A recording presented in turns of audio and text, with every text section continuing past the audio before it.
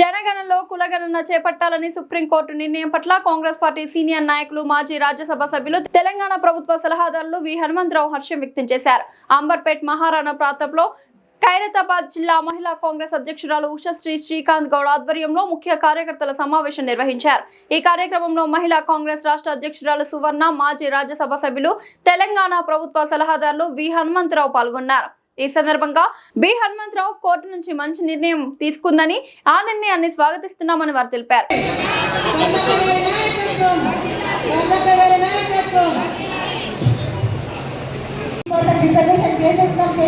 చెప్పుకున్న మోడీ ఈరోజు బిల్లు వీటిపోయింది. ఎవరు కాంగ్రెస్ పార్టీ ఇతర పార్టీలు సపోర్ట్ చేస్తలేరు, అపోజిషన్ అంటున్న అయినా జవాబు చెప్పాలి.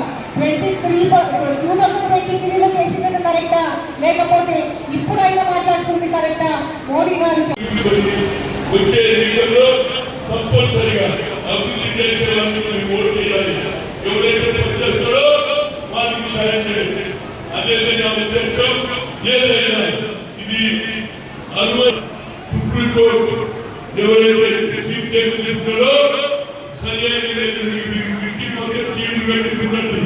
మంచి విజయం జరిగింది.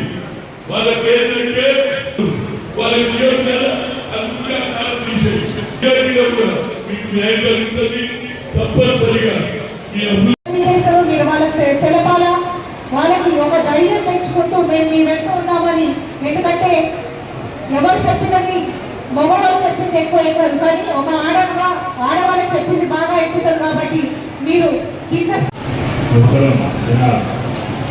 हनुमंतराव साहब साबका सदर पीसीसी व एडवाइजर गवर्नमेंट ऑफ तेलंगाना బీసీలకు మహిళలు కావచ్చు, యువకులు కావచ్చు, వారికి సర్వాధికారాలు ఇవ్వాలని వారు నిర్ణయం తీసుకున్నారు. ఇవాళ మంచి శుభ సూచకం. దీనివల్ల ప్రతి మహిళకు కూడా కుల వృత్తులు చేసుకున్నటువంటి ప్రతి ఒక్కరికి కూడా ప్రభుత్వ సహకారం ఉంటుంది, లోన్లు ఇస్తారు. దాని ద్వారా మీరు కూడా మీ భవిష్యత్తు బాగుండాలనే ఉద్దేశంతో రాష్ట్ర ప్రభుత్వం ఆలోచన చేసే సమయంలో ఎన్నో రోజుల నుంచి మేము ఫైట్ చేస్తున్నాం. కులగణలో జనగణనలో కులగణ పెట్టుమంటే వాళ్ళు పెట్టలే. అమిత్ షా ఏదైతే మరి కేంద్ర ప్రభుత్వం నుంచి పంపించిన ఆర్డినెన్స్ లో ఇది లేదు కనుక ఇవాళ పెట్టడానికి కోర్టు నిర్ణయం తీసుకున్నందుకు సుప్రీంకోర్టు చీఫ్ జస్టిస్ కు నా హృదయపూర్వక ధన్యవాదాలు. మొన్న జరిగినటువంటి పార్లమెంటులో మహిళా బిల్లు వచ్చింది, కానీ అందులో రిజర్వేషన్ లేదు కనుక దానికి వ్యతిరేకంగా ప్రియాంక గాంధీ, రాహుల్ గాంధీ ఇండియా కూటమి వ్యతిరేకం చేసింది కాబట్టి బిల్లు వెనుకపోయింది. లేకపోతే మా మహిళలకు అన్యాయం జరుగుతుంటే ఇవాళ రోజు సుప్రీంకోర్టు కూడా మంచి నిర్ణయం తీసుకున్నది. వారికి నా హృదయపూర్వక ధన్యవాదాలు.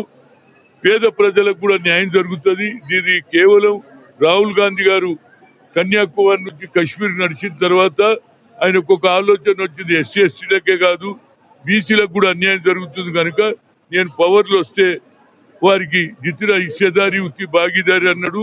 దాన్ని బీజేపీ ప్రభుత్వం, ఎన్డీఏ ప్రభుత్వం ఉన్నటువంటి నరేంద్ర మోడీ దాన్ని వెనుకకు తిప్పాలని ప్రయత్నం చేశాడు. కానీ కోర్టులు మా బీసీల మీద ఉన్న ప్రేమ, 140 కోట్లు ఉన్నటువంటి జనంలో 60% మేము ఉన్నాం.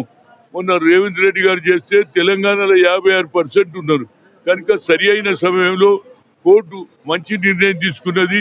వారికి మా శుభాకాంక్షలు. ఎందుకంటే మా బీసీలలో కుల వృత్తులు, మా సగలవాడు, మంగళవాడు, ఒడ్డరోడు అందరు కూడా బట్టలు ఉతుకున్నట్టు వాళ్ళు అందరికీ న్యాయం జరుగుతుందని ఇవాళ సుప్రీంకోర్టుకు నా హృదయపూర్వక ధన్యవాదాలు.